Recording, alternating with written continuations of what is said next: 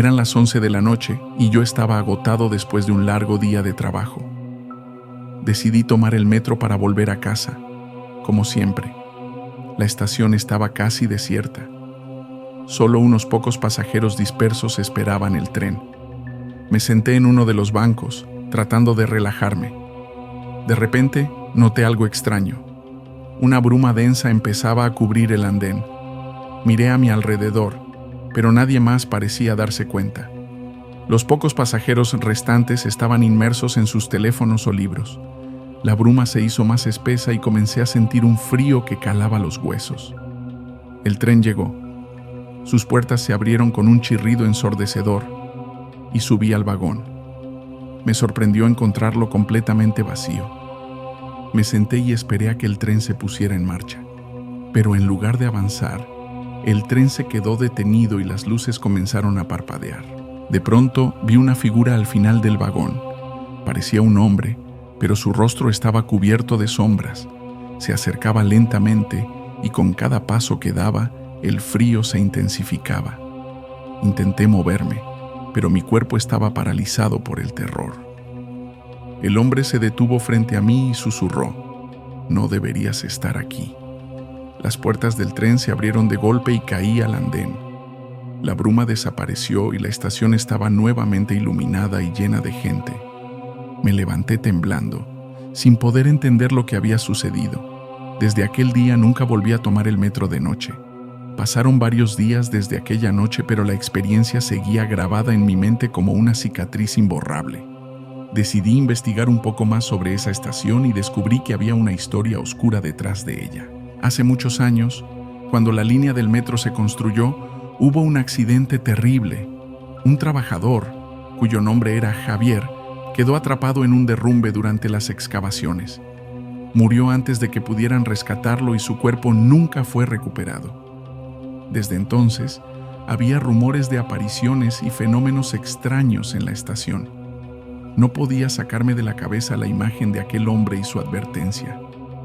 Decidí que debía saber más, así que una noche, después del trabajo, volví a la estación. Esta vez, armado con una linterna y una cámara, dispuesto a documentar cualquier cosa fuera de lo común. La estación estaba tan desierta como la recordaba. Me senté en el mismo banco y esperé. La bruma no tardó en aparecer, envolviendo el lugar en un manto de misterio y frío. Encendí la linterna y comencé a explorar el andén, notando que mis propios pasos resonaban con un eco inquietante. De repente, la temperatura descendió bruscamente y sentí una presencia a mis espaldas. Me giré lentamente y allí estaba él, el hombre de las sombras, mirándome con aquellos ojos vacíos. Intenté hablarle, preguntar quién era, pero mi voz se quedó atrapada en mi garganta. El hombre levantó una mano y señaló hacia las vías. Sentí una atracción inexplicable y, sin poder resistir, caminé hasta el borde del andén. Miré hacia abajo y vi algo que me heló la sangre, un pasaje oculto, una especie de túnel secundario que parecía haber sido olvidado por el tiempo. Decidido a desentrañar el misterio, bajé a las vías y me adentré en el túnel. La oscuridad era abrumadora y solo mi linterna me guiaba. Caminé durante lo que parecieron horas, aunque probablemente solo fueron unos minutos. El túnel estaba lleno de escombros y marcas de herramientas antiguas. Finalmente llegué a una pequeña caverna. En el centro vi una figura agachada, trabajando frenéticamente. Al acercarme, reconocí a Javier, el trabajador fallecido. Parecía no percatarse de mi presencia, como si estuviera atrapado en una eternidad de trabajo inacabado. Me acerqué más y llamé su nombre. Javier se detuvo y me miró, sus ojos llenos de una tristeza infinita. «Estoy atrapado», susurró. «No puedo descansar hasta que terminen lo que empezamos». Sentí una oleada de compasión y terror. No sabía cómo podía ayudarle, pero debía intentarlo. Prometí a Javier que buscaría a alguien que pudiera completar su trabajo, que encontraría la manera de liberarlo de su tormento eterno. Salí del túnel con el corazón pesado y una nueva misión: Sabía que debía contactar a las autoridades del metro y contarles lo que había descubierto. Aunque me tomaron por loco al principio, finalmente lograron organizar un equipo de expertos para investigar. Días después, volvieron a abrir el túnel olvidado y encontraron los restos de Javier. Le dieron un entierro digno y desde entonces, la estación dejó de ser un lugar de fenómenos inexplicables. Pero para mí, aquella noche y la promesa que hice nunca se borrarán de mi memoria. Ahora sé que hay secretos en las profundidades del metro que deberían permanecer ocultos, y que no todos los fantasmas buscan venganza. Algunos solo desean descansar en paz.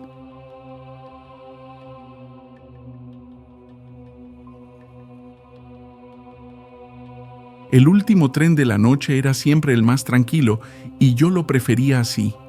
Esa noche subí al tren y, como de costumbre, me dirigí al último vagón. Estaba vacío, lo cual no era inusual a esa hora. Me senté cerca de la ventana y comencé a leer un libro. No pasó mucho tiempo antes de que empezara a sentir una presencia inquietante. Levanté la vista y vi a una mujer al final del vagón. Su rostro estaba pálido y sus ojos, oscuros como la noche, parecían atravesarme. Traté de ignorarla, pero la sensación de ser observado era abrumadora.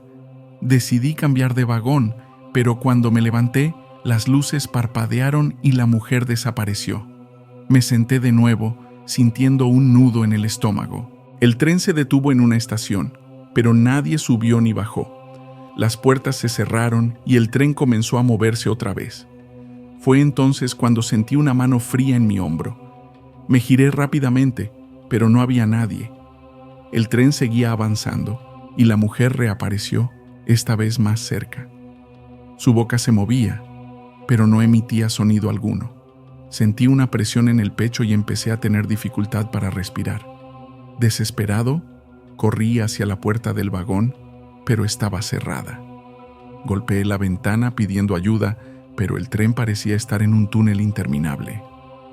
La mujer se acercó aún más, y con cada paso, mi angustia aumentaba. Finalmente el tren se detuvo y las puertas se abrieron. Salí corriendo, jadeando, y me encontré en una estación que nunca había visto antes.